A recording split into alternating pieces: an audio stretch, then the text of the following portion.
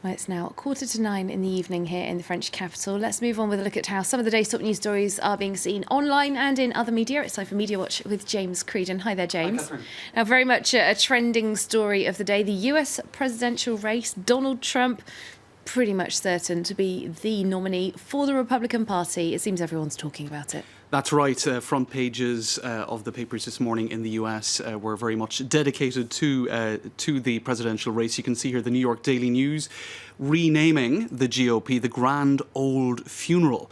Dearly beloved, they say on the front page of a very somber-looking New York Daily News. We are gathered here today to mourn the GOP, a once great political party killed by epidemic of Trump. Now, that is actually representative of a lot of Republican Party members who are not Donald Trump fans and who now are left in a bit of a pickle, wondering what they're going to do and who they're going to vote for in the upcoming election. Pigs may fly, hell may freeze over, and I, a lifelong GOPer, will never unite behind the Orange Menace, as he dubbed Donald Trump. Hashtag never Trump. Now, that hashtag has been used quite a lot in the last few weeks by, in fact, many Republicans who really just did not feel that Donald Trump was the right choice for the Republican Party ticket. Some Republicans are even burning now their registration cards after Donald Trump's victory. And if you think that's an isolated image, Catherine, it isn't. There are quite a number of them across social media articles as well, gathering together images of Republican Party, GOP Party cards, membership tickets, etc. being burned. So that's pretty symbolic. And then after Ted Cruz pulled out, the hashtag Never Trump was reimagined as Never Ever Trump. People who really didn't want Donald Trump. We totally mean it. Right, really mean it. And Marcy here decided to add another never at the end, just in case we were confused, and finished that tweet with a little prayer.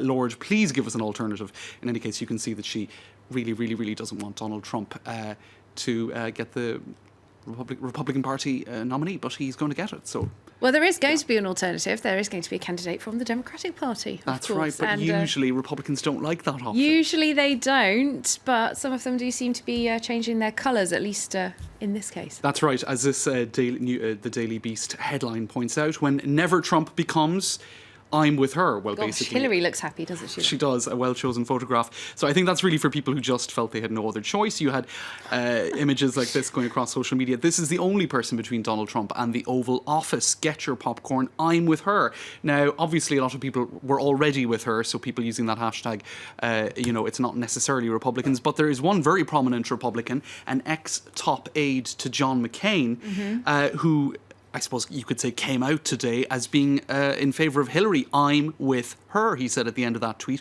The GOP is going to nominate for president a guy who reads the National Enquirer and thinks it's on the level. He went on to say in interviews that while Hillary will disappoint, at least she is temperamentally fit for office, unlike Donald Trump.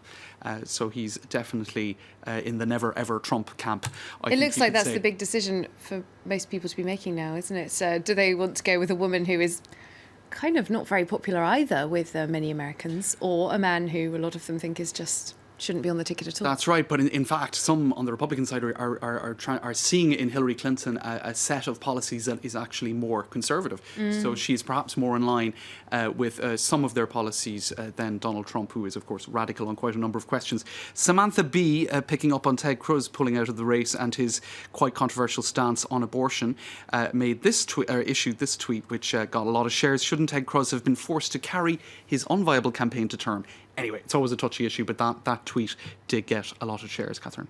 Interesting indeed. Let's point out, for the sake of fairness, it's not Trump versus Clinton just yet, is it? Bernie Sanders still waving his finger. He's still saying, I'm in the campaign too. That's right. He's saying it in a slightly more forceful manner, but he is saying it. Feel the burn, which has, of course, become the rallying cry for Bernie Sanders. We have this little video here as well. Mindfulness background music for feeling the burn properly. I'm not sure if we can hear it, but let's just say it's psychedelic. It's meant to get you in the mood for voting for him. Now, what is interesting here is, despite the fact that it is being pitched as a Trump versus Hillary race, if you look at the polls, it's not as clear cut as all of that. In fact, there is this Real Clear Politics set of polls. Now, they've done an average, and basically across a whole load of polls conducted by CNN, the New York Times, CBS News, a whole range of media, Bernie Sanders would win against Donald Trump by at least 14%. I think there's quite a lot of people that would win against Donald Trump in these polls, but you just can't tell until polling day, can you? That's right. But it's certainly what this article on thehill.com is saying is that major media should give Sanders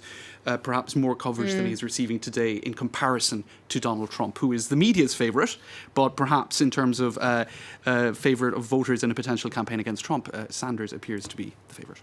All right, I think we can say that we have been very fair in Media Watch today. We've given 30% of Media Watch to Bernie Sanders. So thanks very much.